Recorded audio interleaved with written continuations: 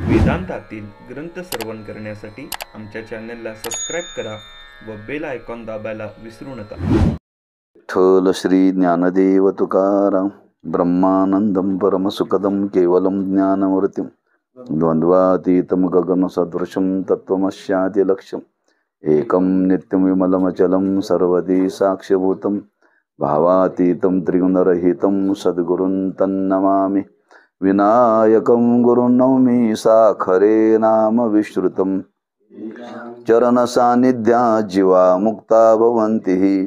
साखरे वंशविख्यातं ज्ञानदानपरायणं विनायकं गुरुं वन्दे भवबन्धविमुक्तये. जो आनंद सत्यप्रकाश विभू आणि आधार नामरूपास बुद्धी न जाणे आणि जाणेही त्यास तो अपार शुद्ध परमात्मा मीचे असे. माझे अपार स्वरूप समुद्रावरती जणू तरंग ब्रह्मा विष्णू महेश गणपती सूर्य चंद्र वरुण यम मिरविती देवी कुबेरे तैसेची. जो सर्वज्ञानी दयाघन मुनी हृदय ज्याचे करते ध्यान त्याची बुद्धी उपाधी करून मिथ्या भान मजची माझे होतसे. ज्याच्या अज्ञानी भाषे जगत तसा दोरीवरी सर्प दिसत परी दोही ठाईना सर्प जगत ते स्वतंत्र आणि स्वयंब्रह्म मीचे असे. पुण्य पुरुष सदैव निष्काम प्राप्ती कारणे भजावा राम तो मीचे आहे आत्मा आप्तकाम तरी नमन कोणा करावे म्या.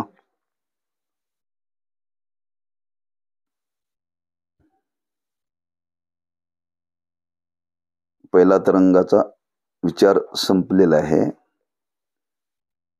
पहिल्या तरंगामध्ये अनुबंध चतुष्टाचा विचार मांडलेला आहे आणि तो मांडत असताना सूत्र रूपाने मांडलेला आहे. पहिल्या तरंगामध्ये संक्षिप्त मांडलेला आहे, त्याचाच विस्तार दुसऱ्या तरंगामध्ये केलेला आहे.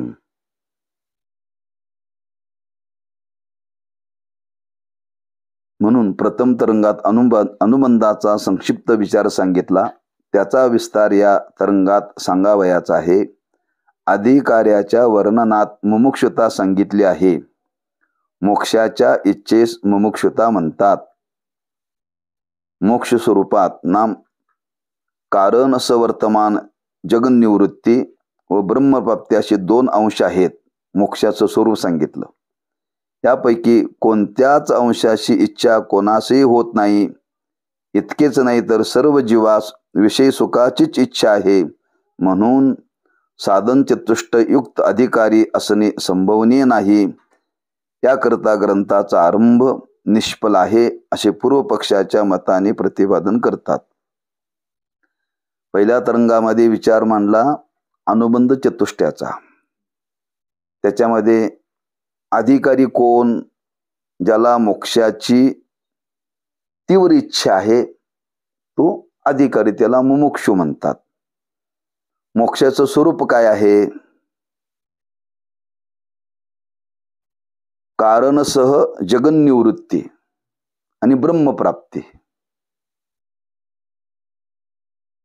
असे दोन अंशाने युक्त त्या मोक्षाचं स्वरूप आहे. कारण सह जगन्निवृत्ती म्हणजे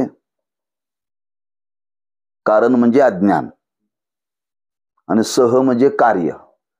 कारणासहित कार्याची निवृत्ती. बर का, हे जगत कार्य आहे आणि त्याचं कारण अज्ञान आहे. कारणाशिवाय कार्य होत नाही असा नियम आहे. मग कार्याची निवृत्ती करायची असेल तर कारण निवृत्त झालं पाहिजे. कारण निवृत्त झालं पाहिजे. आम्हा तुम्हाला हे जगत प्रतीतीला येतं, जगत दिसतं, याचा बाध झाला पाहिजे. जगताचा नाश करता येत नाही, बाध करायचा. बरं का, विचाराने. मग तो करत असताना पहिल्यांदा त्याचं कारण निवृत्त झाले पाहिजे. कारण निवृत्त झाली की कार्य निवृत्त होतं. स्वप्नच पडू नये याच्याकरता काय करायचं? जाग राहायचं. सगळं सोपं. एकदम स्वप्न फार पडतात मला, त्याला सांगितलं झोपूच नको ना. निद्रा हे त्याचं कारण आहे. तू झोपलाच नाही तर स्वप्नच पडत नाही बरं का. तसं हे जगत प्रतीतीला आपल्याला येतं, याला कारण काय? अज्ञान. कोणतं अज्ञान? स्वस्वरूपाचं. म्हणून कारणस वर्तमान जगन निवृत्ती असा एक अंश मानला मोक्षात, आणि दुसरा ब्रह्मप्राप्ती. कारणाची निवृत्ती केली, अज्ञान निवृत्त झालं की जगताविषयी सत्यत्वाची बुद्धी राहत नाही. मग जे सत्य राहतं ते काय सत्य? एक ब्रह्म सत्य राहतं. म्हणून ब्रह्मप्राप्ती असे दोन अंश आहेत. यापैकी कोणत्याच अंशाची इच्छा कोणासही होत नाही. इतकेच नाही तर सर्व जीवास विषय सुखाशीच इच्छा आहे. म्हणून साधन चतुष्टयुक्त अधिकारी असणे संभवनीय नाही. आता या ग्रंथ इथं सुद्धा शंकाची निर्माण केली बरं का. पूर्वपक्ष मांडला, कोणाला सुखाची इच्छा आहे? प्रत्येकाला विषय सुखाची इच्छा आहे. कोणाला ब्रह्म माहिती आहे, कोणाला जग माहिती आहे. तुम्ही सांगायला लागला जगन निवृत्ती, ब्रह्मप्राप्ती, कोणाला वाटतंय? ज्यांना ज्यांना तुम्ही भेटा त्याला विचारलं ब्रह्म ब्रह्म म्हणजे काय माहितीच नाही म्हणतो तो. काय माहितीच नाही. मग माहितीच नाही, त्याच्या निवृत्ती करता कोणी प्रयत्नच करत नाही. याचा अर्थ आमचा असं म्हणणं आहे, मोक्षाचे अधिकारीच या जगात नाही. मोक्षाचे अधिकारी जगात नाही असा पूर्वपक्ष मांडलाय बरं का. तुम्ही जे साधन चतुष्टय, अनुबंध चतुष्टय जे सांगितला तो व्यर्थ आहे. कारण मोक्षाची इच्छा कोणाला नाहीच आहे. कोणालाही भेटा त्याला विचारलं काय तुला हवं? कोण म्हणतोय मला नोकरी पाहिजे, कोण म्हणतोय मला पैसा पाहिजे, कोण म्हणतोय मला लग्न करायचं आहे, कोण म्हणतो मला मुलगा पाहिजे. असं कोणी म्हणतं का मला मोक्ष पाहिजे, मला देव पाहिजे, असं कोणी म्हणतं का? कुणीच म्हणत नाही. आणि तुम्ही सांगता ज्या अर्थी मोक्षाची इच्छा आहे तो मुमुक्षु, तो अधिकारी, पण जगामध्ये असे कोणी नाहीच आहे. तेव्हा तुमचा ग्रंथाचा आरंभच निष्फळ आहे. कोणाला मोक्षाची इच्छा नाही. गंमत अशी आहे, ज्याला मोक्ष म्हणजे काय माहिती नाही, ब्रह्म म्हणजे काय माहिती नाही, माया म्हणजे काय माहिती नाही, ती माणसं सोडून द्या. परमार्थात जे आले त्यांना तरी काय माहितीये का यातलं? वारी करणारे, भजन करणारे, त्यांना तरी विचारलं मोक्ष, त्याला सुद्धा मोक्षाची इच्छाच नाही आहे. त्याला सुद्धा मोक्षाची इच्छा नाही. सांगणाऱ्यांना तरी आहे का? सांगणाऱ्या सुद्धा इच्छा नाही. आणि तुम्ही सांगता की मोक्षाचा अधिकारी असा असा मुमुक्षु आहे, पण असे अधिकारीच नाहीत ना. कोणाला इच्छाच नाही. प्रत्येकाला इच्छा एकच विषयाची, खावे प्यावे लावे सदा सुखी. याच्या पलीकडे काय आपली कल्पना नाही आहे. कल्पनाच नाही. प्रत्येक मनुष्य विषय सुखाकरता प्रयत्न करतोय. प्रत्येक जण विषय सुखाची इच्छा आहे. विषयाकरताच माणसं एवढा प्रयत्न करतात, एवढा प्रयत्न करतात, फार प्रयत्न करतात. हो, म्हणून तुकोबानंतर सरळ लिहिलंय, सर्व सुखाच्या आशा जन्म गेला, पुढं शेन एक मुक्ती यत्न नाही केला. मुक्ती करता कोण यत्न प्रयत्न केलाच नाही. पुढं शीन पावला माया विष्टीला जीव माझा.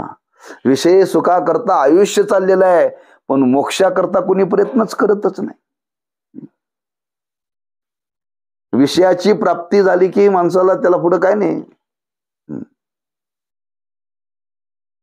म्हणजे विषय सुखा करताच प्रत्येक जण प्रयत्न करतोय. याच्या पलीकडे कोणाची इच्छा नाही आहे. आणि तुम्ही सांगता की मोक्षाची इच्छा करणारा मुमुक्षु, आज भोगाची इच्छा करणाऱ्या लोकांची संख्या जास्त आहे. मग असा अधिकारीच कोण नाही तर तुमचा ग्रंथ काय उपयोगाचा? असा आक्षेप घेतलाय बरं का. असा आक्षेप घेतलाय. म्हणून याकरता ग्रंथाचा आरंभ निष्फल आहे असे पूर्व पक्षाच्या मताने प्रतिपादन केलेले आहे बरं का. ही शास्त्रकारांची सांगण्याची पद्धत आहे बरं का. ज्याला खरंच मोक्ष प्राप्त करायचा आहे ना, त्याची परीक्षा आहे. तो कोणत्या विचारावरती आहे, त्याचा निश्चय पक्का आहे का, हे बघण्याकरता हे सगळं आहे बरं का. पुन्हा पुन्हा तो प्रश्न आहे. आपला अधिकार ठरला पाहिजे, पक्का झाला पाहिजे. आणि अधिकार पक्का होण्याकरता अनेक संदेह त्याच्यामध्ये निर्माण केले जातात. त्या सर्व संदेहाला ज्याची बुद्धी ढळत नाही, न ढळे ज्याची निष्ठा, वर्णन केले. निळोबऱ्यांची निष्ठा विचलित करण्याकरता साक्षात देव प्रगट झाला तरीही परिणाम झाला नाही. परिणाम झाला नाही. तसं जो खरंच अधिकारी आहे, तो अधिकारी पक्का आहे का, त्या अधिकाराचा पक्का निश्चय होण्याकरता हे पुन्हा पुन्हा हा विचार मांडलेला आहे बरं का. म्हणून विचारणारा दुसरा तिसरा कोण नाहीये. ज्यांनी या ग्रंथाचं विवरण केलं त्यांनीच पूर्वपक्ष मांडलेला आहे. त्यांनीच पूर्वपक्ष मांडलेला आहे बरं का. म्हणून पहिलं हिडिंग आहे, पूर्व पक्षाच्या मताने अधिकाऱ्याचा असंभव. तो अपूर्व पक्ष सांगतो की या जगतामध्ये अधिकारीच नाहीत. मग तुम्ही सांगणार कोणाला. आणि तुमचं मत आहे अधिकार्याने ग्रंथ यांचा संबंध आहे ना. कोणता संबंध आहे.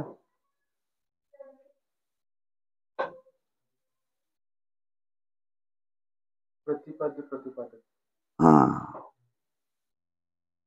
एकाच्या तरी लक्षात आहे. आता ते ऑफिसला जाते, कशाला विचारसागर उघडून बघल.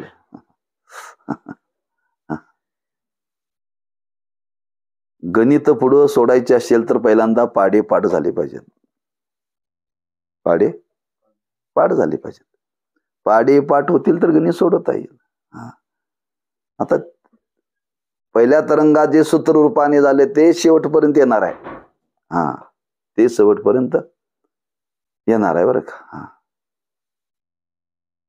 म्हणून पूर्व पक्षाने आपलं मत मांडलेलं आहे की तुम्ही ज्या अधिकाराचा विचार मांडला असे अधिकाराचे लोक या समाजामध्ये जगामध्ये नाहीत. नाहीत बरं का. म्हणून त्याचं मत काय आपण ऐकून घेऊ. मुलासह वर्तमान म्हणजे अविद्येसह जगत निवृत्तीची कुणी इच्छा करीत नाही. फक्त त्रिविध दुःख नाशाचीच इच्छा सर्व जीव करतात. जगतात जितकी दुःखे अनुभवाला येतात त्यात रोग क्षुधादिकापासून होणाऱ्या दुःखास आध्यात्मिक दुःख म्हणतात. चोर व्याघ्र सर्पादिकापासून होणाऱ्या दुःखास अधिभौतिक दुःख म्हणतात.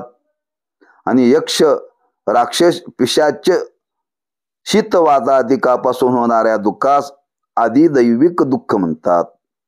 या तीन प्रकारच्या दुःख नाशाचीच सर्व पुरुषांना इच्छा होते. दुःखाहून भिन्न जी अविद्या आणि तत्काली जगत याचे नाशाची कोणीही इच्छा करीत नाही. त्यानं मत मांडले. तुम्ही सांगताय त्याला सकल दुःखाच्या निवृत्तीची इच्छा आहे. म्हणजे मुलास वर्तमान म्हणजे मूल म्हणजे अविद्या, सर्वाला कारण मूळ अविद्या नाम अज्ञान. त्याच्यावर हा सगळा परिणाम आहे बरं का. हे आम्हाला सगळं चित्र विचित्र खरं खोटं जे वाटायला लागलं ना, ह्याला एकच कारण अविद्या. तिने काय काम केलं. विद्येला झाकायचं काम केलं. विद्येला झाकायचं काम केलं. खऱ्याला झाकलं आणि खोट्याची मती वाढवली. हेच मायेचं कार्य आहे. सत्य गेले भोयावरी अविद्येची चाली थोरी. सत्य आणि असत्य, सत्याला झाकायचं काम केलं.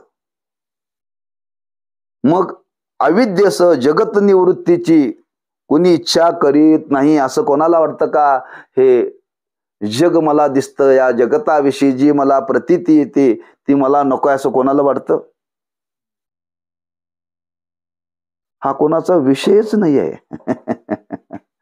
जगाचा कोणी विचार करायला तयार नाही. ती जे खरं आहे का खोटं आहे का कोणी विचार करायला तयार आहे? याचा कोणी विचारच करत नाही. आणि तुम्ही सांगताय की अविद्येसह जगत निवृत्तीची इच्छा करणारा अधिकारी आहे, पण याची इच्छा करणारा जगामध्ये कोणीच नाही आहे. मग फक्त इच्छा एकच आहे, दुःख निवृत्त व्हावं.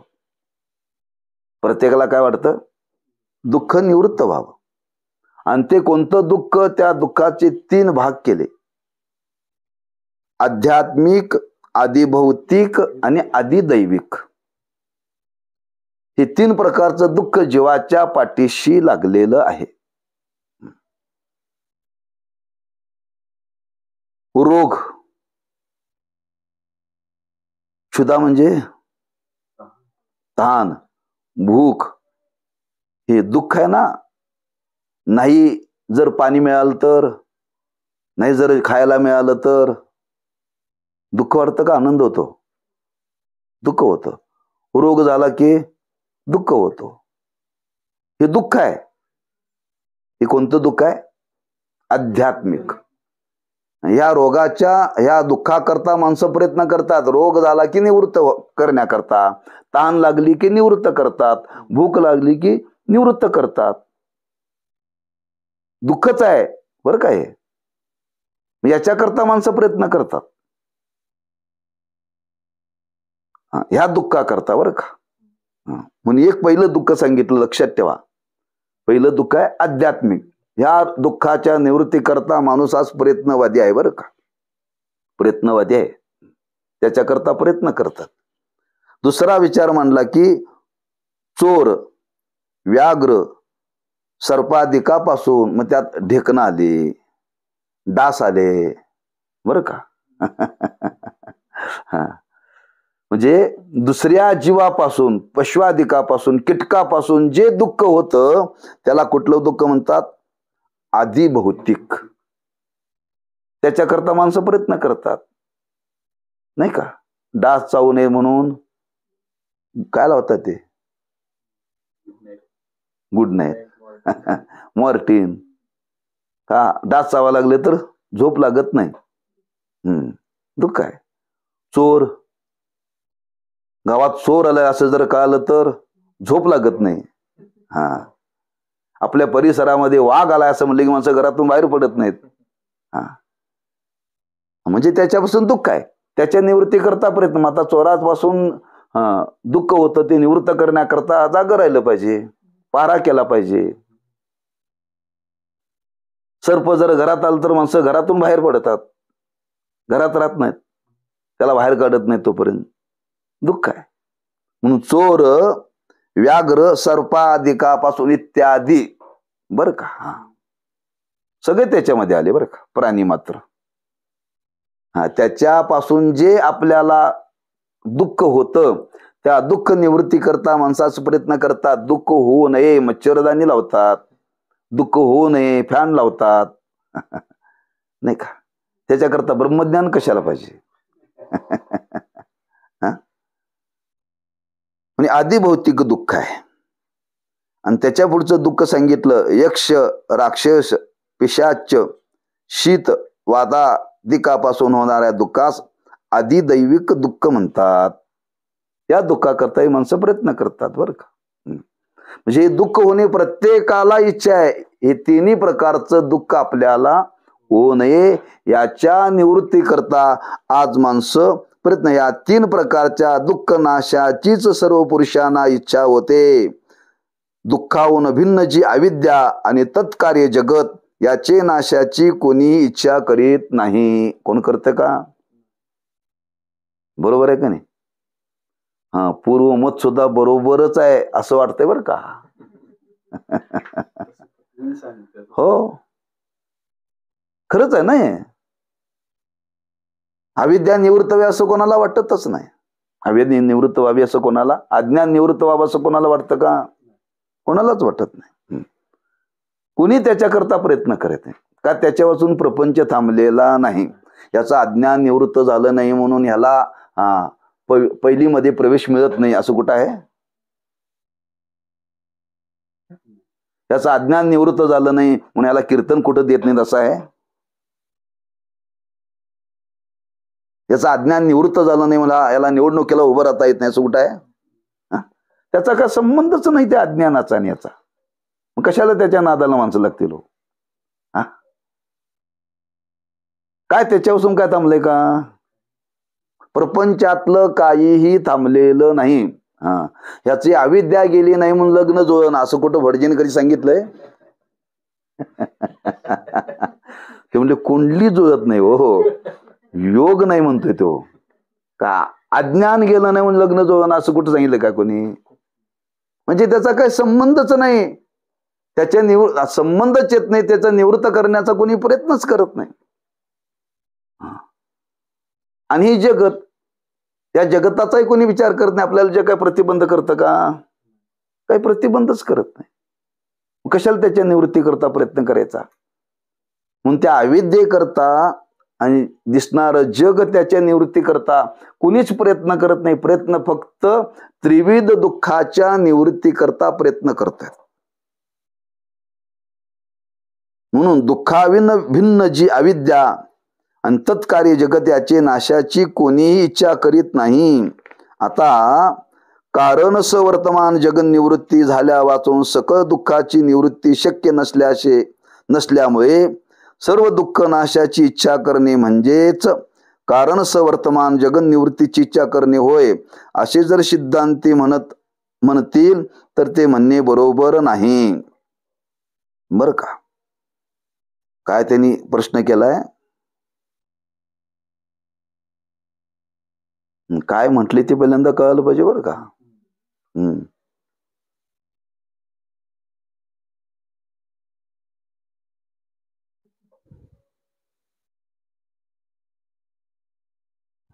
आणखी एकदा वाक्य वाचतो ऐका. कारण वर्तमान जगन निवृत्ती झाल्या वाचून सकळ दुःखाची निवृत्ती शक्य नसल्यामुळे सर्व दुःख नाशाची इच्छा करणे म्हणजेच कारण वर्तमान जगन निवृत्तीची इच्छा करणे होय. दुःखाची निवृत्ती व्हावी अशी प्रत्येकाची इच्छा आहे. पण तुम्ही काय सांगताय? प्रत्येक जीवाला कारणसह जगन निवृत्ती झाल्या वाचून सगळ्या दुःखाची निवृत्ती होणं शक्यच नाही असं तुम्ही सांगताय. असं माणसं म्हणत नाहीत. असं हे तुमचं मत आहे, सिद्धांतवाल्यांचं, शास्त्रवाल्याचं मत आहे, वेदांतवाल्याचं मत आहे. लोकाला हे वाटतच नाही ना. त्याला वाटतं 3 प्रकारचं दुःख निवृत्त व्हावं. पण तुमचं म्हणणं आहे सकल दुःखाची निवृत्ती झाली पाहिजे. सकल दुःखाची निवृत्ती झाली पाहिजे. हे तुम्ही बळ होऊन लागताय त्याच्यावरती असं त्याचं मत आहे बरं का. असं त्याला इच्छाच नाही. कोणाला भेटा ते म्हणते काय नाही म्हणले, रोगाचं दुःख निवृत्त व्हावे अशी इच्छा आहे. असं तो म्हणतोय काय भव रोगाचं दुःख निवृत्त व्हावं. फक्त रोग शब्द वावरतो, भव त्याला माहिती नाही बर का. ज्यावेळी जे दुःख होईल तेवढंच निवृत्त करण्याचा तेवढाच प्रयत्न करतात. कारण त्यावेळी एक दुःख असलं की ते दुसरं दुःख नसतं. हो, तेवढंच तो निवृत्त करण्याचा प्रयत्न करतो. याचा अर्थ सगळ्या दुःखाची निवृत्ती करता प्रयत्न करतच नाही. सगळ्या दुःखाची निवृत्ती करण्याकरता तो प्रयत्न करत नाही. तुमचं मत आहे सकल दुःखाची निवृत्ती झाली पाहिजे. सकल दुःखाची निवृत्ती झाली पाहिजे असं तुमचं मत आहे. असे सिद्धांती म्हणतील तरी म्हणणे बरोबर नाही बरं का. जे डोळ्यासमोर आता आपण करताना, आता ह्याला दुःख कशाचं आहे? होय, तुला दुःख, ह्याला दुःख आता कशाचं आहे? कधी करशी लग्न माझे तुझ ठावे ईश्वरा. त्याला आता दुसरं कुठलं दुःख नाहीच आहे त्याच्या डोळ्यासमोर, एकच आहे.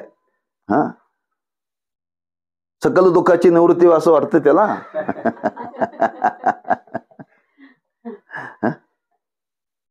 एकच आहे. लग्न कधी, हेच रात्रंदिवस, हेच दुःखच आहे एक प्रकारचं, बरं का. प्रत्येकाला शिकलेला आहे, त्याला चांगली नोकरी मिळावी, दुःख आहे ना. तो कशाला सकल दुःखाचा विचार करेल? आता तिच्या डोक्यात नोकरीची इच्छा आहे का लग्नाची इच्छा आहे? नोकरीची आहे, लग्नाची इच्छा नाहीच आहे. चांगली नोकरी मिळावी, चांगली नोकरी मिळावी. चांगली म्हणजे चांगला पगार असलेली. काम कमी असलं तरी चालेल, पण पगार जास्त असावा, अशी सर्वांची इच्छा आहे, बरं का. काम कमी असावं आणि पगार जास्त असावा. मग ती जरी आता नोकरी करत असेल तरी दुःख गेलेलं नाही का? पगार इच्छेप्रमाणे नाही आहे. ती शोधते याच्यापेक्षा आणखी कुठं नोकरी मिळेल का. तिच्या पुढच्या दुःखाचा विचार तिच्या डोक्यात नाहीच आहे. फक्त एकाच दुःखाचा विचार माणसं करतात. ज्याला भूक लागलेली आहे तो फक्त ती भूक कशी निवृत्ती एवढाच प्रयत्न करणार ना. आणि तुम्ही सांगताय सकळ दुःखाची निवृत्ती, कोणालाच इच्छा नाहीये. इच्छा कोणाला नाही. आता जे समोर जे दुःख त्याच्या जीवनामध्ये उत्पन्न झालं, त्या दुःखाच्या निवृत्ती करता तो प्रयत्न करतो. मग आता ते दुःख घालवण्याकरता एखाद्याचं आयुष्यही जात असेल त्याच्यामध्ये, एखाद्याचं आयुष्यही जात असेल त्याच्यामध्ये, त्याच्याकरता तो प्रयत्न करायला आहे. 60 वर्ष झाली अजून मुलगा झाला नाही तरी माणसं प्रयत्न करायला लागले. दुःखच आहे मुलगा झाला नाही, बरोबर आहे ना. म्हणजे 60 म्हणजे आता राहिलं किती हो.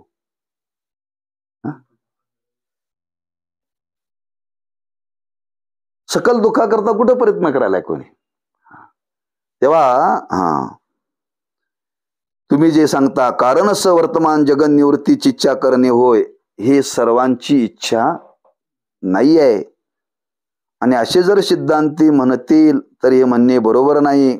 कारण औषधापासून रोग दुःख, भोजनापासून क्षुधा दुःख, शस्त्रांनी चोर व्याघ्रादिकापासून होणारे दुःख आणि मंत्रतंत्राने प्रेत पिशाचे दुःख निवृत्त होते. इथं कुठं ज्ञानाचा संबंधच नाहीये. इथं ज्ञानाचा संबंध नाही, कुठं गुरुचा संबंध नाही, अधिकाऱ्याचा संबंध नाही. काय संबंध? जेवणाचा अधिकारी कोण? जेवणाचा अधिकारी कोण? ज्याला भूक लागली तो. ज्याला भूक लागली नाही त्याला अजिबात बळजबरी करायची नाही. भूक लागली तोच जेवणाचा अधिकारी. खाता येतो तो जेवणाचा अधिकारी नव्हे. ज्याला भूक लागली तो. पदार्थ चांगले केलेत तर ते मला भूकच नाही आहे, भूकच नाही. म्हणून रोग झालेला आहे. रोग कशाने निवृत्त होतो? औषधाने. रोग औषधाने निवृत्त होतो. भूक लागलेले कशाने निवृत्त होते? अन्न पाण्याने. चोरादिकांचं दुःख आहे ते कशाने निवृत्त होते? शस्त्राने होतं. आणि प्रेत पिशाच्याचं दुःख ते तंत्रमंत्राने होतं. इथं कुठं ज्ञानाचा संबंध नाही, अधिकाऱ्याचा संबंध नाही, कशाचा संबंध नाही. आणि तुम्ही सांगताय साधन चतुष्टय पाहिजे. ऐका, कशाचा संबंध नाही आहे. या 3 दुःखाच्या व्यतिरिक्त इतर दुःखाचा विचार कोणी करायला तयार नाही. जन्म मरणाच्या दुःखाचा विचार कोणी करते का? फक्त एकच आहे, मुमुक्षु. तुकोबारांनी वर्णन केले, किती वेळा जन्मा यावे व्हावे फजित, म्हणून जीव भ्याला शरण गेला विठूशी. मुनी मुक्त झाले भेने गर्भवासा. गर्भवासाच्या दुःखानं घाबरून मुक्त झाले. मुक्त व्हावं असं कोणाला वाटत नाही, फक्त मुक्ती नावाची कोणीतरी मिळावी एवढीच इच्छा आहे.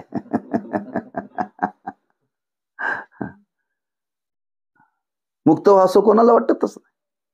म्हणून साधन चतुष्टय तुम्ही जो अधिकारी सांगितला, तो अधिकारी जो लागतो ग्रंथाला म्हणता, त्याचा काय संबंधच नाहीये, त्याचा काय संबंधच नाहीये.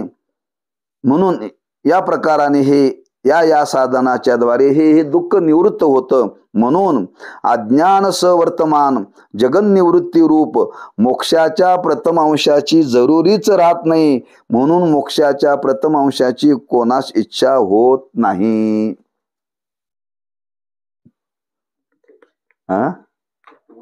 मग हो, अज्ञान निवृत्त व्हावं, अविद्या निवृत्त व्हावं, हे तुम्ही पहिला अंश मानला. कुठला? कारणास. ती कोणाची इच्छाच नाही आहे.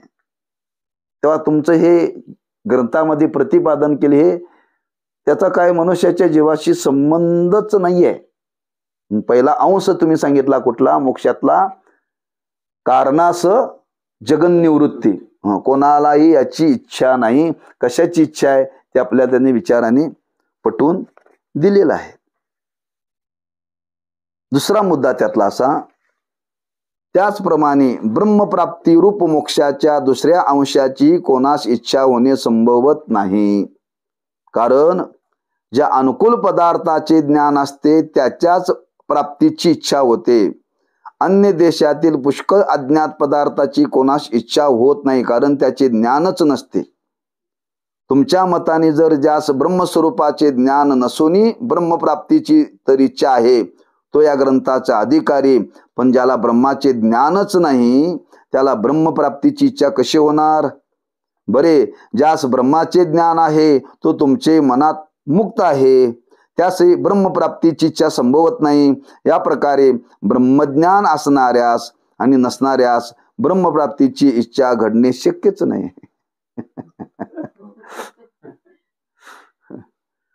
कोणाला ब्रह्म प्राप्त करून घ्यायचं आहे?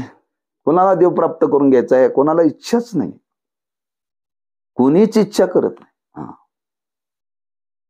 आळंदीला साधक आश्रमामध्ये शिकायला गेलं की विचारतात, कशा करता आलाय? ते मला कीर्तनकार व्हायचा म्हणते.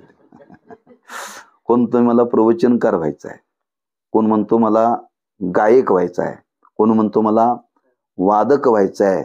असं कोणी म्हणत नाही मी मुक्त होण्याकरता आलोय, मी मुक्त होण्याकरता आलोय. म्हणून आश्रमातला पूर्वी नेम होता, हा तुला गायक व्हायचा ना, वादक व्हायचा ना, मग आळंदीत जा मध्ये शिकायला. त्याला मुक्त व्हायचं त्यानेच फक्त आश्रमात राहायचं, असा पूर्वी नेम होता बरं का. फक्त शास्त्र तिथे शिकवलं जात होतं, बाकी पकवाज नाही, भजन नाही, काय नाही. मला बाकी सकाळचं आळंदीत शिका. ज्याला मुक्त व्हायचं त्यांनी जिथं राहा बरं का, असा नेम पूर्वी होता. म्हणून आजही लोक म्हणतात आश्रमात ज्याला मुक्त व्हायचं त्यांनी तिथं जावं बरं का. आणि तशी ती परंपरा तशी येते हो. ते तात्या महाराज म्हणून होते महाराजांच्या आधीचे, ते मिलिटरीमध्ये रिटायर डॉक्टर होते. त्यांनी दादा महाराजांच्याकडून हे ज्ञान संपादन केलं आणि त्यांचा निश्चय झाला की जगत झालंच नाही, जग नाहीच, अशा बोधात ते राहत होते. ते म्हणजे आश्रमाच्या बाहेर जग नाही एवढंच बरं का. आणि आयुष्यात त्यांनी कीर्तन केले, जग नाही तर कीर्तन कुठं करायचं, फिरायचं कुठं? ते बाहेरच जात नव्हते, बाहेरच जात नव्हते. म्हणून ते म्हणायचे विद्यार्थ्याला, तू शिकायला आलास ना, अभ्यास केला पाहिजेस. ही मधुगिरी कशा करताय? हा ब्रह्माभ्यास करण्याकरता. आणि ब्रह्माभ्यास करण्याकरता जर मधुगिरी नाही खाल्लास ना, तुला रक्ताची आगवण लागेल म्हणायचे ते.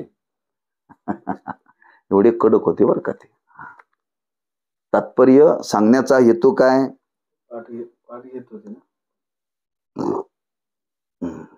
त्यांच्या तालमीत साखरे महाराज तयार झाले.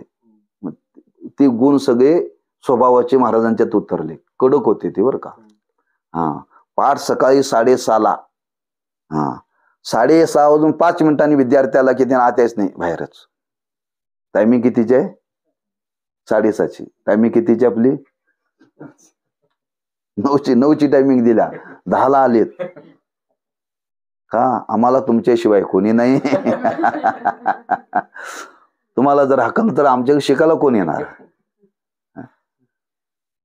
नियम होता त्या वेळेला, त्यांनी तिथं आलंच पाहिजे.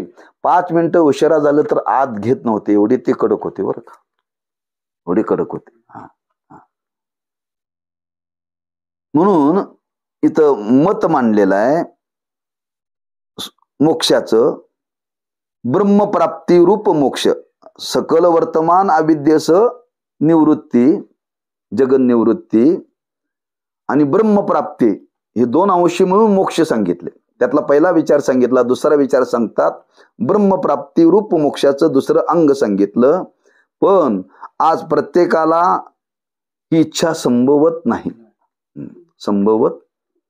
देवाकरता कोणी प्रयत्नच करत नाही. कोणी प्रयत्न करायला आज? कोणीच नाही. उठल्यापासून झोपेपर्यंत कशाची चालू आहे? नित्य उठून या खावयाची चिंता, नाही का? दुसरी चिंता नाही. उठल्याला माणसाला लागतंय. लोक म्हणतात चहा झालाय का? डोळे झाकूनच विचारतात बरं का. आणि ते डोळे झाकूनच जिथं पिला जातो त्याला काय म्हणतात? बेड. बेडवरती बसूनच जो टी पिला जातो. चहा पिल्याशिवाय माणसं हंतरून सोडत नाहीत. कुठं ब्रह्मप्राप्ती कोणाला इच्छा आहे? कोणाला इच्छाच संभवत नाही ना. अंशाची कोणाची इच्छा होणे संभवत नाही. कारण तिथे त्यांनी एक विचार मांडलाय, मार्मिक आहे विचार बरं का. ज्याला अनुकूल पदार्थाचे ज्ञान असते त्याच्याच प्राप्तीची इच्छा होते.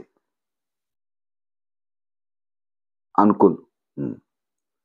आज आपल्याला जे जे अनुकूल आहे त्याच्याकरताच तीच इच्छा आहे आणि त्या इच्छेकरता माणसाच प्रयत्न करतात. कोणाला असं वाटतच नाही ना देव भेटावा असं कोणाला वाटत नाही. म्हणजे एक ग्रस्त साधक एका महात्म्याकडे गेला आणि म्हणले, महाराज मला देव भेटावा. देव भेटावा? खरंच? हो म्हणले, मला देव भेटावी इच्छा आहे म्हणले. चल म्हणले सांगतो तुला. ते निघाले होते गंगेच्या स्नानाला. गंगेच्या स्नानाला चालले होते. चल म्हणले मी स्नान करतो, तू उभा राहा काठावरती. त्या पात्रामध्ये गेले, कमरे एवढ्या पाण्यावरती गेले. काही पद्धत आहे स्नान करण्याची. स्नान करायचं तर कमीत कमी त्या पात्रामध्ये बिंबी बुडाली पाहिजे, असा नियम आहे. बिंबी बुडाली की त्यात बुडी मारता येते. असा नियम आहे. मग ते कमरे एवढ्या पाण्यामध्ये गेले, स्नान केलं. स्नान केल्यानंतर तू स्नान केलं का? नाही म्हणले, इकडे म्हणले तू पण स्नान करेल मी माझ्या बरोबर. त्याला घेतलं जवळ आणि जवळ घेतलं आणि जवळ गेल्यानंतर त्याची अशी मान धरली हातामध्ये आणि त्याला पाण्यात बुडवलं बरं का. पाण्यात बुडवलं. 1 मिनिट त्याला वरती काढलंच नाही. 1 मिनिट त्याला वरती काढलंच नाही. आणि 1 मिनिटांनी वरती त्याला काढलं. काढल्यानंतर पहिला विचारलं, 1 मिनिट तुला आम्ही पाण्यामध्ये बुडवून धरलं होतं त्यावेळी तुझ्या मनात काय विचार आला तेवढा सांग. मला महाराज खरं सांगू का, आणखी एक 5 सेकंद जर मला वरती काढलं नसतं ना, मी नक्कीच मेलो असतो. मग मला तुला प्रश्न विचारायचा, असं तुला वाटतं का मला देव भेटत नाही, आता मी जगू शकत नाही, असं तुला वाटतं का? नाही वाटत. मग तुला देव भेटणार म्हणजे तू जा म्हणली घरी. आता देव भेटल्याशिवाय मी जगू शकत नाही, त्यालाच देव भेटतोय, त्यालाच मोक्ष म्हणतात. हो, असं कोणाला इच्छा आहे? कोणालाच इच्छा नाही. फक्त अनुकूल जे आपल्याला आजच्या रोजच्या व्यवहारामध्ये जे अनुकूल आहे, तेवढा पदार्थ प्राप्त झाला की आजचा दिवस गेला. नाही का? इच्छा झाली काय खावं,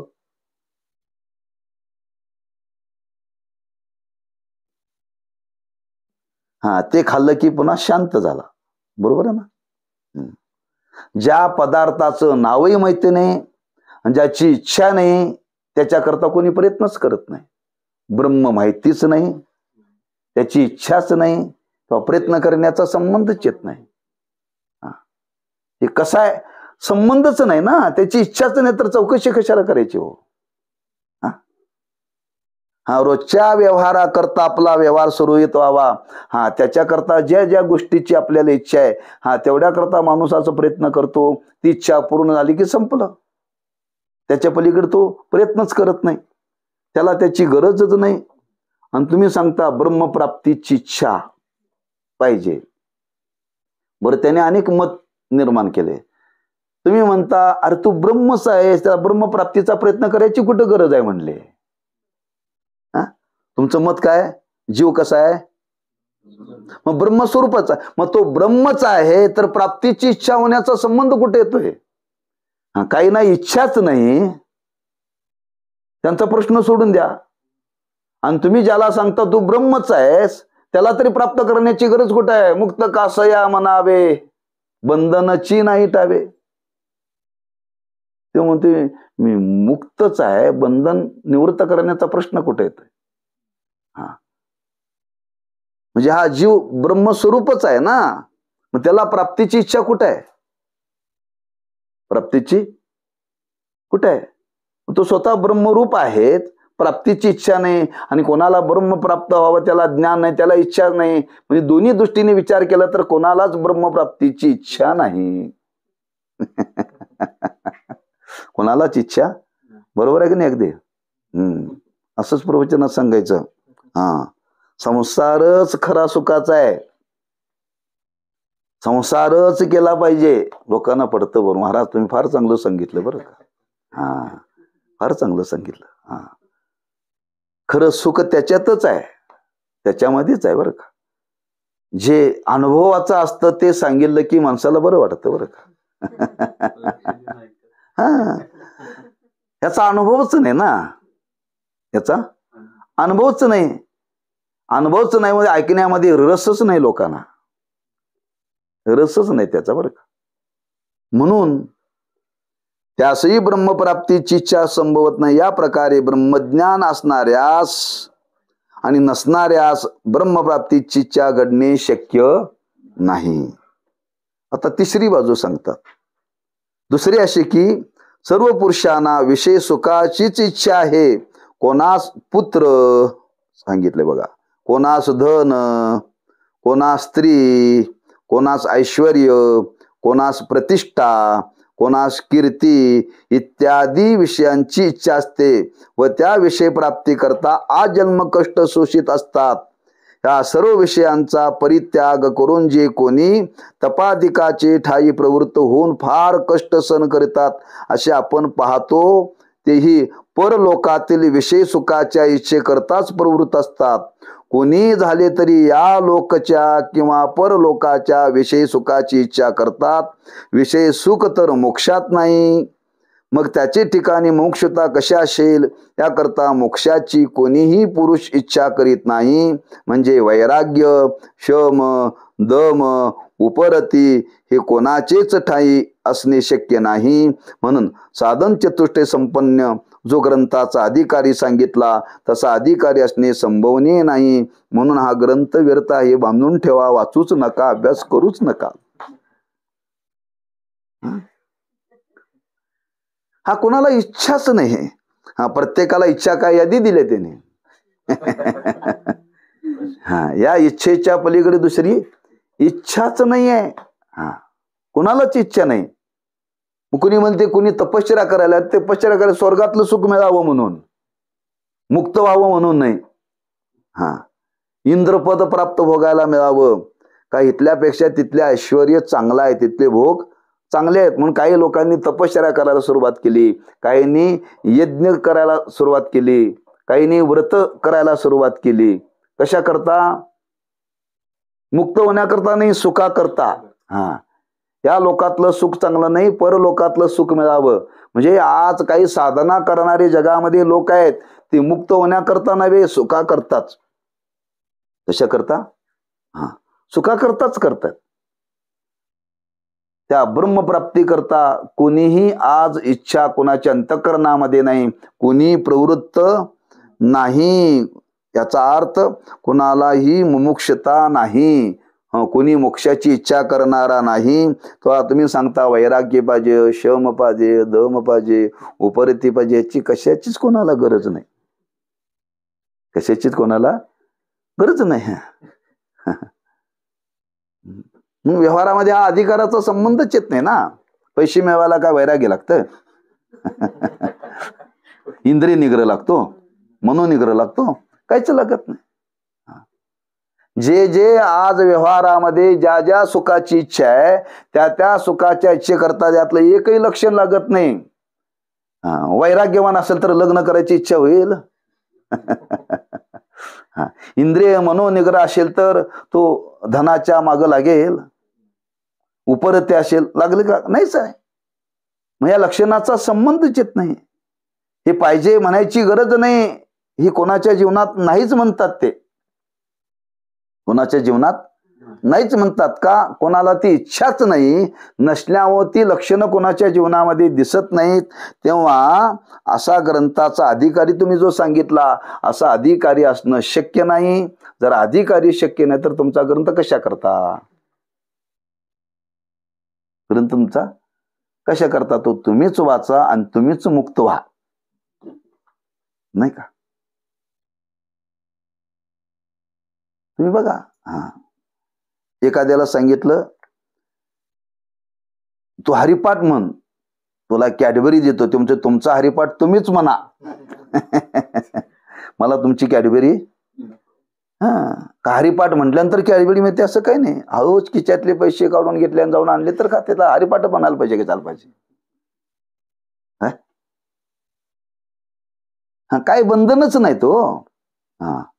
जी तुम्ही आतापर्यंत अधिकाऱ्याची लक्षणं सांगितली ही लक्षणं आज विषय सुखाच्या इच्छेकरता कुठं लागत नाहीत. आणि दुःख निवृत्ती करता आणि ब्रह्मप्राप्ती करता कोणाची इच्छाच नाही. म्हणून आज कोणी मुमुक्षु नाही, कोणी अधिकारी नाही. तेव्हा असे ग्रंथ वाचायची गरज नाही. तुमचा ग्रंथ निष्फळ आहे. उगाची छपाई करता तुम्ही कागद घातला काय व्यर्थच आहे. इथपर्यंत माणसाची मजल जाते. इथपर्यंत मजल जाते बरं का. पूर्व पक्षांनी मत मांडले बरं का. आता सिद्धांत पक्षाचं मत आहे. पूर्व पक्ष ऐकून थांबायचं का सिद्धांत पक्ष ऐकायचा?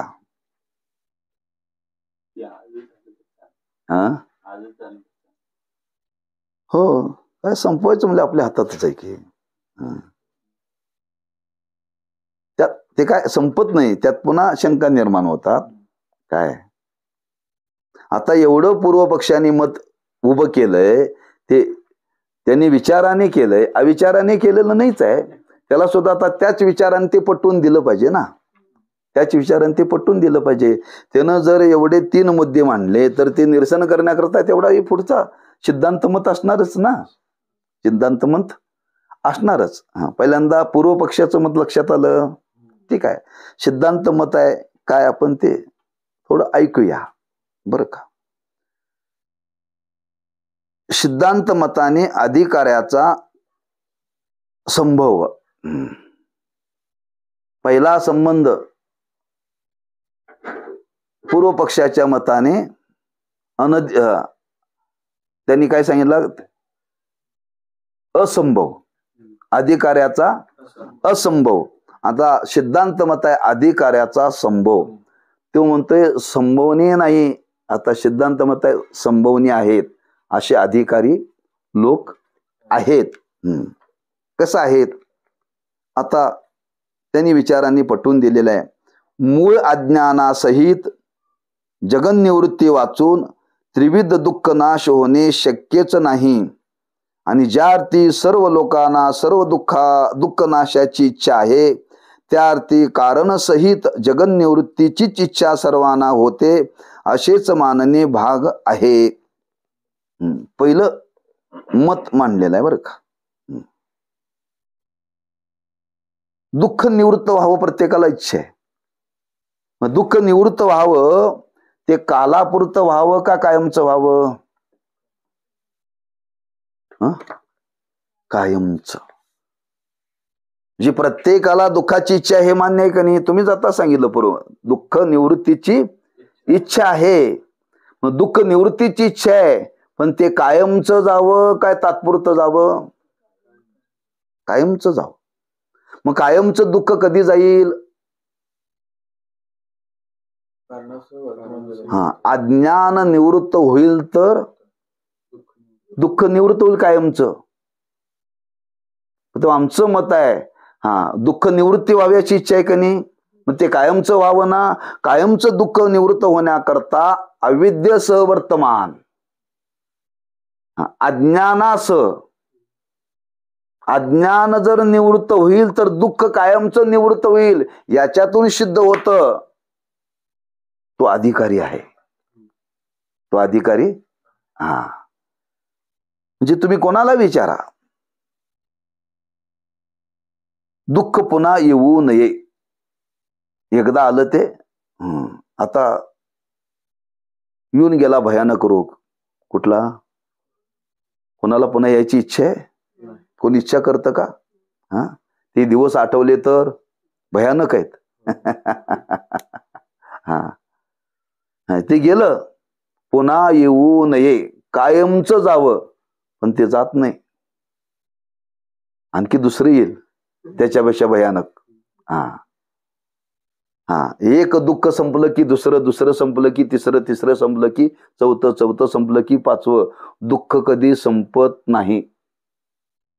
दुःख कधी संपत नाही. काय? एक सारिता तो पुढे उभे एक.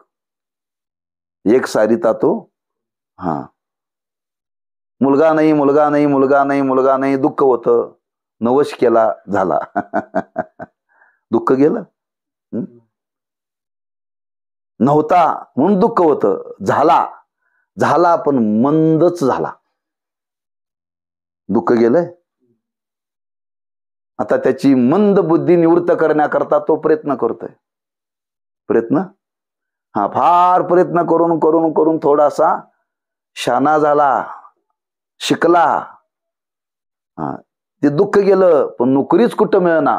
पुन्हा दुःख निर्माण झालंच की. प्रयत्न केला, वशिला लावला, नोकरी मिळाली, 5-10 वर्ष गेले. आता लग्न करायचं, मुलगीच कोणी देना. एक दुःख संपलं, दुसरं सुरूच आहे. दुसरं झालं, लग्न झालं. म्हणजे महाराज 12 वर्ष झाली लग्न होऊन, आशीर्वाद द्या, पाळणा घरात हालं ना. पुन्हा दुःखच आहे. पण त्याला मुलगा पुन्हा झाला, त्याचं दुःख गेलंय. असं किती दिवस, किती वेळ सांगत चालल्यात संपेल हो. हे दुःख कधी संपणार नाहीच आहे. हे दुःख कधी निवृत्त होईल? ज्या दिवशी कारणस अज्ञान निवृत्त होईल, अज्ञान निवृत्त होईल, त्याच वेळी दुःख निवृत्त होईल. बरं का, एरवी शक्य नाही. याचा अर्थ प्रत्येक जीवाला त्या दुःखाची कारणासहित निवृत्ती व्हावी असं वाटतं. कारणासह डॉक्टरकडे जातात, डॉक्टर असं इंजेक्शन द्या, पुन्हा ताप नाही आला पाहिजे. बरं का, पुन्हा जर डॉक्टरने इंजेक्शन दिलं, पुन्हा ताप होऊ नये, डॉक्टरचा दवाखाना चालायचा कसा? चालायचा कसा? हो, ते म्हणतोय नक्की देतो बरं का. म्हणून गुरुवारी साखरे महाराज गमतीनं सांगायचे. ते म्हणायचे, आम्हाला कधी सर्दी होत नाही, आम्हाला कधी सर्दी होत नाही बरं का.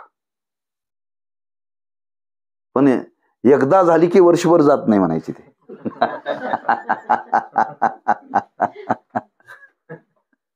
सर्दी होत नाही, पण एकदा झाली की वर्षभर जात नाही. म्हणजे होतेच ना. तसं दुःख कधी निवृत्त होत नाही. आणि दुःख निवृत्त व्हावं, आणि ते सर्व प्रकारचं दुःख निवृत्त व्हावं, अशी जीवाची सकल दुःखाची निवृत्ती. मग सकल दुःखाची निवृत्ती कधी होईल? कारणासहित. त्याचं कारण निवृत्त होईल तर, त्याचं कारण निवृत्त होईल तर. कारण आपल्या जीवनामध्ये दुःख का आलं? आपण खोट्याला खरं म्हटल्यामुळं दुःख आलं. देहाला खरं म्हटलं, देह संबंधी पदार्थाला खरं म्हटलं, पण ते खरं आहे का? त्याचं कारण कळालं पाहिजे ना. याच्या वयाचा मुलगा खेळत होता अंगणामध्ये. सकाळची वेळ होती, 10-11ची, आणि ते पैशाचा डाव खेळत होते. हो, पैसे पूर्वी 5 पैसे 1 पैसे, त्या पैशाने ती मुलं खेळत होती. लहान मुलं 5-6 मुलं खेळत होते. आणि त्या खेळाच्या वेळेला एक गोसावी त्या दारात भिक्षा मागायला आला. भिक्षा मागायला आला आणि भिक्षा मागता मागता त्या गोसाव्याचं लक्ष गेलं पैशाकडे. अरे म्हणजे पैशाने पुरं खेळालेत. आणि त्या दारात खेळत होती, तो दारातच उभा होता. मग ते खेळता खेळता त्या गोसाव्याने काय केलं, हळूच 1 पैसा उचलला. तो कसा उचलला? खाली वाकला नाही, तो असा पायाने अंगठ्यात घेतला. अंगठ्यात गेल्यानंतर पाय गुडघ्यातून वाकवला, आणि हा हात त्या पायाकडे नेला आणि तो अंगठ्यातला पैसा हातात घेतला आणि खिशात घातला. बरं का. एका पोराने बघितलं. आता त्याच्याच भांडायचं कसं? ज्यांच्या दारात उभा होता त्या घराला तो मोरगा होता. आई आई आई आई म्हणले. तो रडायला लागला. या गोसाव्याने पैसा घेतला, याला काय वाढू नकोस, याला काय वाढू नकोस. तो गोसावा म्हणला, मी पैसा कशाला घेऊ, मी तर भिक्षा मागायला आलोय, ही मुलं खेळतात, मला पैसा घ्यायचं काय कारण आहे म्हणले. नाही म्हणले, आई यांनी पैसा घेतलाय, मी बघितलंय, यांनी पैसा घेतलाय, मी बघितलंय. तो म्हणतो मी घेतलं नाही. तो मुलगा म्हणतो घेतलंय. तो एवढा रडायला लागला. आई म्हणली, तुला दुसरा पैसा देतो. नाही म्हणले, मला तोच पैसा पाहिजे, मला तोच पैसा पाहिजे.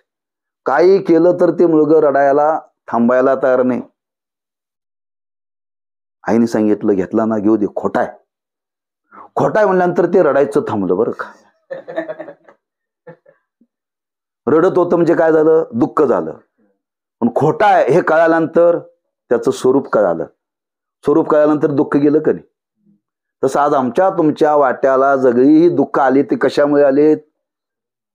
ह्या देहाला खरं म्हटल्यामुळं, देह संबंधी पदार्थाला खरं म्हटल्यामुळं, या जगताला खरं म्हटलेलं आहे. मग त्याचं स्वरूप कळणं म्हणजे अज्ञान निवृत्त करणं. हे अज्ञान निवृत्त जाईल तर दुःख जाईल. मग बरोबर आहे का नाही? मग दुःख जाण्याकरता काय पाहिजे? अज्ञान केलं पाहिजे. मग सगळं दुःखाची इच्छा सर्वांना आहे की निवृत्तीची? तुम्ही नाही म्हणता कसं? नाही कसं म्हणता? ते दुःख वर निवृत्त होत नाही. त्याचं कारण समजल्याशिवाय ते दुःख निवृत्त होत नाही. सकल दुःखाची निवृत्ती व्हावी असं वाटत असेल तर त्याचं कारण ज्ञात झालं पाहिजे. त्याचं कारण ज्ञात झालं पाहिजे. संतांनी सांगितलं, बाबांनो, काही माणसं रडायला लागली, देह गेला. संत म्हणले, अरे तो नाशिवंतच आहे, कशाला रडतोस? नाशिवंतच आहे. नाशिवंत देह जाणार सकळ, आयुष्य खातो का? बरं, एवढंच नाशिवंत ना आहेच, पण तो आपला नाही. आपण उसना आणला होता. 5चा आणीला उसना. 5चा म्हणजे पंचभूताचा. 5 भूत सांगितलेत: जल, अग्नी, वायू, तेज, पृथ्वी आणि आकाश. बरं, अग्नी घ्या किंवा तेज घ्या. हे 5 तत्वापासून हा देह. मग त्याचा आणलेला आहे, काम झालं, त्याचा त्याला देऊन टाकला.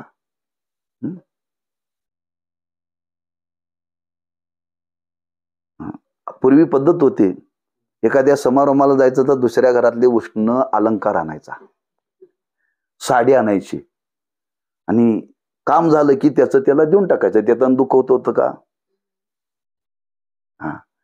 अर्जुनाला हे सांगितलं, जीर्ण वस्त्र सांडी जे, नूतन वस्त्र वेडी जे, तैसे देहांतराते शुकारी जे, चैतन्य नाते. चैतन्य कधी येत नाही, कधी जात नाही. देह येणार आहे, देह जाणार आहे. तो कसा आहे? रोज या देहाला कपडे घालता आणि काढता का नाही? तसंच आहे. तसा हा नाशिवंत आहे, हा खोटा आहे. तुम्ही याला खरं म्हटल्यामुळं दुःख झालं, तो जाणारच आहे. तुम्ही किती जरी दुःख गेलं, कितीतरी तपश्चर्या केली तरी देह राहणारा नाहीच आहे ना, नाशिवंतच आहे. सत्यत्वाची भावना झाली का? सत्यत्वाची भावना झाली अज्ञान आणि दुःख भोगायची वेळ आली. मग दुःख जायचं असेल तर त्याचं अज्ञान गेलं पाहिजे. म्हणून प्रत्येकाला दुःख कायमचं जावं, सगळं दुःख जावं, हे कधी घडेल? कारण अज्ञान निवृत्त होईल तर. याच्यावरून आमचं मत आहे, सर्वांना याची इच्छा आहे. कारणास कार्याची निवृत्ती व्हावी असं कोण सांगतं? सिद्धांत मत सांगतात. पहिलं खोडलं बरं का. हा ज्या अर्थी कारण सहित जगन्निवृत्तीचीच इच्छा सर्वांना होते असे मान्य भाग आहे. मूळ अविद्येच्या नाशानेच सर्व दुःखे व दुःखाची कारणे रोगादी आणि रोगाधिकाचा आश्रय शरीरादी या सर्वांचा नाश होईल. म्हणून सर्व पुरुषांना कारण वर्तमान जगन्निवृत्ती वाचून सर्व दुःख नाश होणे संभवनीय नाही. म्हणून रोगाचं दुःख जाण्याकरता कशामुळे रोग झाला? शरीरामुळे. शरीर रोगाचे भांडार, शरीर रोगाचे भांडार. रोग कोणाला झाला? आपल्या स्वरूपाला झाला का? मग शरीर गेलं की रोग जातोय. कशाला घालवायची गरज आहे त्याला? शरीर गेलं की रोग जातोयच ना. आपल्या स्वरूपाचा आणि त्या रोगाचा संबंध नाही. जेवढे जेवढे रोग होतात ते शरीराला होतात. शरीर गेलं की रोग जातो. त्याच्याकरता काय स्वतंत्र निवृत्ती करण्याची गरजच नाहीये. निवृत्त करण्याची गरजच नाही. म्हणून दुःखाची कारणे रोगादी आणि रोगाधिकांचा आश्रय शरीर. सर्व रोगाला आश्रय काय आहे? शरीर आहे. या सर्वांचा नाश होईल. म्हणजे कुणी म्हणेल, इथं शंका निर्माण होईल बरं का, लक्षात ठेवा.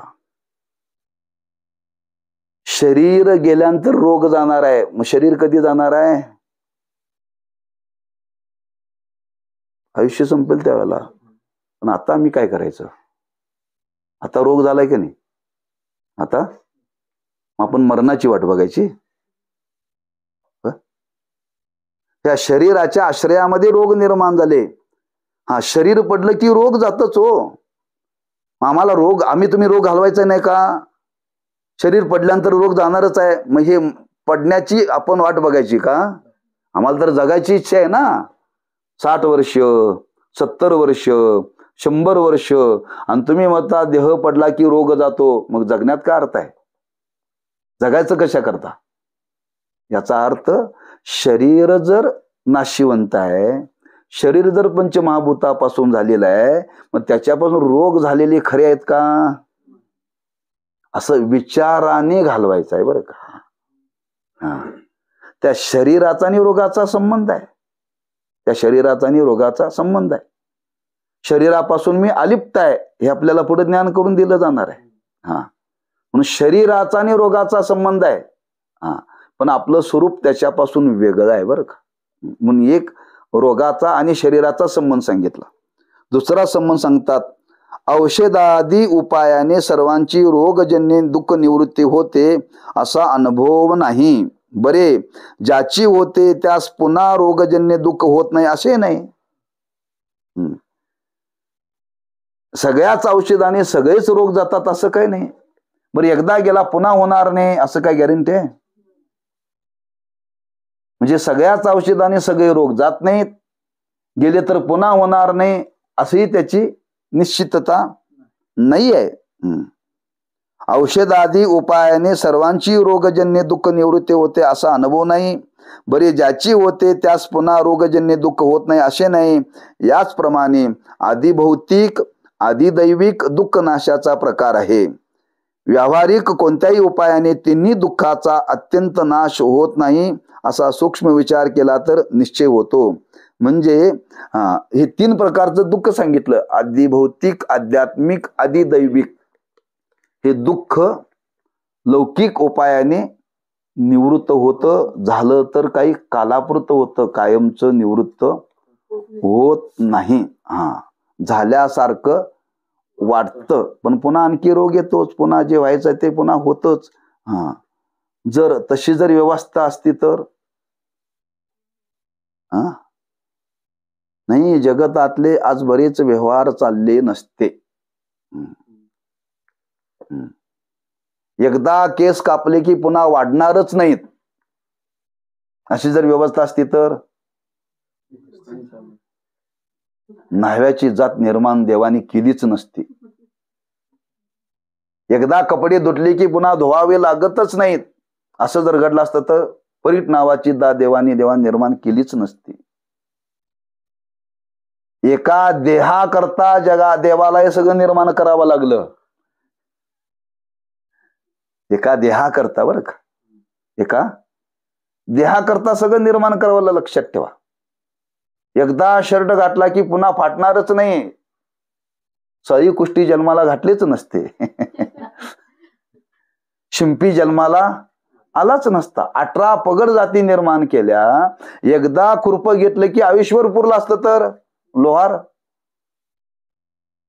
एकदा पायात चप्पल घातली की पुन्हा आयुष्यभर गरज नाही सांभार. एका देहाकरता एवढं देवाला निर्माण करावं लागलं, बरं का. पण ते आत्यंतिक निवृत्ती नव्हे, लयरूप निवृत्ती करतात. एक चप्पल घातलं की 1 वर्षाच्या वर जात नाही. ते कोणी गेलो तिथं ठेवलं तर बरं.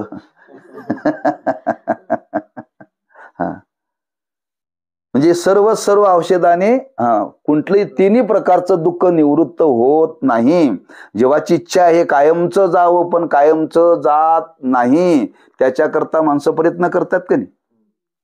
प्रयत्न करतायत. त्याचा अर्थ सकल दुःखाची निवृत्ती कायमची व्हावी. ती कधी होईल? कारण निवृत्त होईल तर. म्हणून व्यावहारिक कोणत्याही उपायाने त्यांनी दुःखाचा अत्यंत नाश होत नाही, असा सूक्ष्म विचार केला तर निश्चय होतो. ज्याचा नाश झाल्यावर पुन्हा उत्पत्ती होत नाही, त्या नाशास अत्यंतिक निवृत्ती म्हणावी. ज्याला एकदा नाश झाला की पुन्हा त्याची उत्पत्ती नाही, त्याला अत्यंतिक निवृत्ती म्हणतात, बरं का. पुन्हा ते निर्माणच होत नाही, पुन्हा निर्माण होत नाही. आज अशी परिस्थिती आहे, तुम्ही काही निवृत्त करण्याचा प्रयत्न करा, तणनाशक मारा, पुन्हा येतच. झाड तोडा, पुन्हा येतच. नख काढा, पुन्हा येणारच. केस कापा, पुन्हा येणारच. शरीराला स्वच्छ धुवा, पुन्हा आणखी धुवावं लागणारच. असं काय नाही की ते पुन्हा करावं लागत नाही.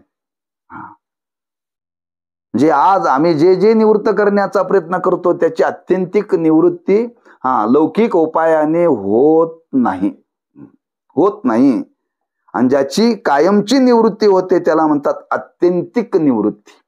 ते दुःख एकदा निवृत्त झाले की पुन्हा ते दुःख आपल्या वाट्याला येत नाही, त्याला अत्यंतिक निवृत्ती म्हणावी. लौकिक उपायाने दुःखाची अत्यंतिक निवृत्ती होत नाही, हे अनुभव सिद्ध आहे. हे अनुभव सिद्ध आहे. उपादान कारणाचा नाश झाला म्हणजे कार्याचा नाश होतो, बरं का. त्यांनी खाली दिले टिप. ज्या कारणाचा कार्यात प्रवेश असतो त्याला उपादान कारण म्हणतात. ज्या कार्यात प्रवेश असतो त्याला उपादान कारण म्हणतात. घट कसं, मातीचा घट आहे, समजून घ्या बरं का. आता मातीचा घट म्हणजे गाडगं. हे कशाचं आहे? मातीचं आहे. गाडगं मग ते कशापासून झालं? म्हणून घटाला कारण काय? माती. त्याला उपादान कारण म्हटलंय. त्याला घटाला उपादान कारण काय? माती आहे. उपादान कारणाचा नाश झाला म्हणजे कार्याचा नाश होतो. मातीच नाहीशी केली की गाडगं शिल्लक राहत नाही. गाडगं फोडलं पण माती शिल्लक आहे ना. मातीचाच नाश झाला पाहिजे म्हणजे काय? महापूर आला पाहिजे.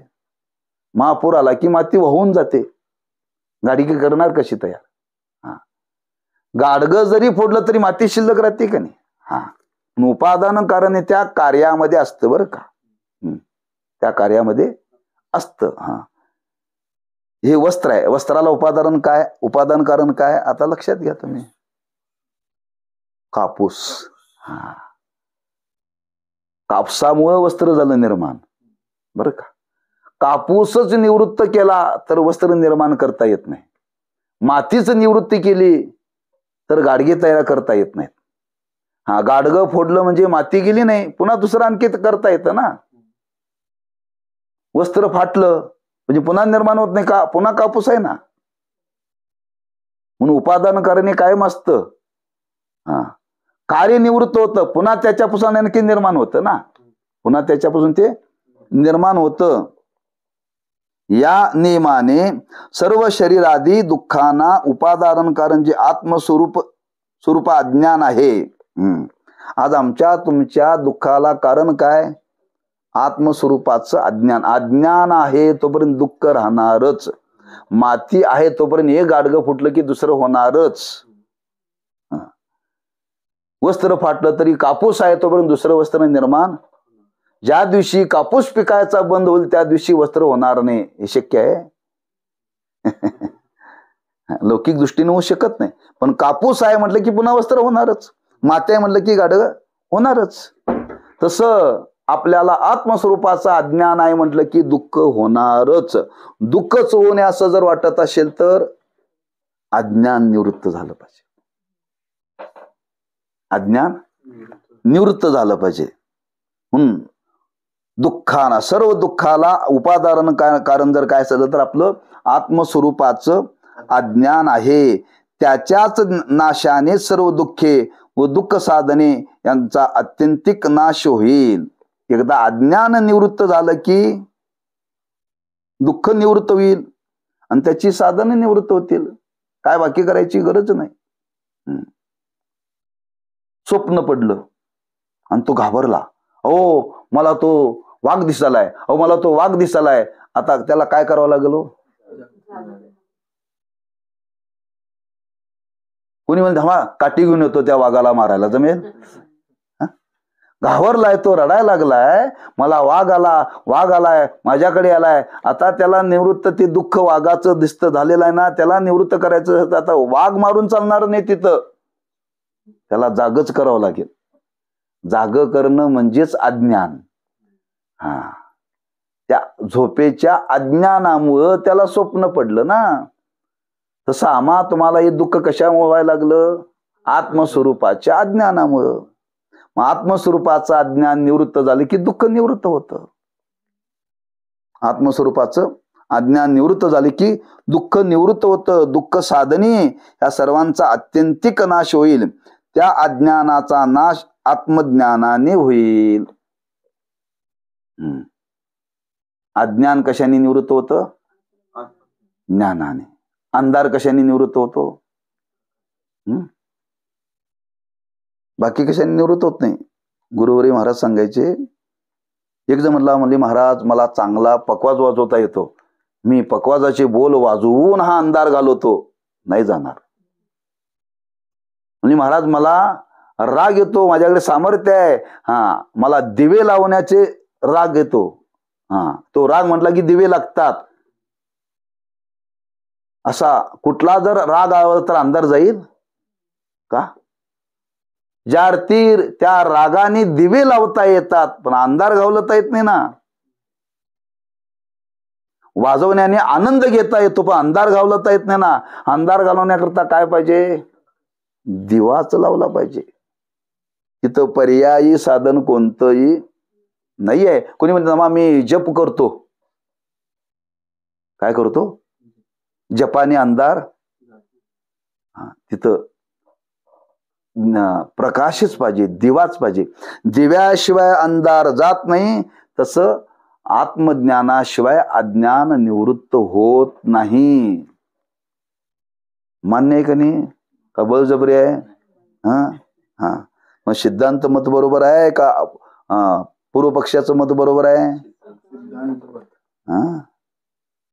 एक जण सांगतो अरे कशाला शाळा शिकायची, असंच फिरलेलं चांगलं. एक जण म्हणते शाळा शिकली पाहिजे, शाळा शिकली की मग चांगले कपडे घालायला मिळतात, शाळा शिकली की गाडी मिळते, शाळा शिकली की चांगला मोबाईल घेता येतो, शाळा शिकली की चांगला बंगला बांधता येतो. ते म्हणते अरे काही न करता सगळं आपल्याला मिळतं ना, हे बरोबर वाटतं आणि ते बरोबर वाटतं, मग कोणतं बरोबर?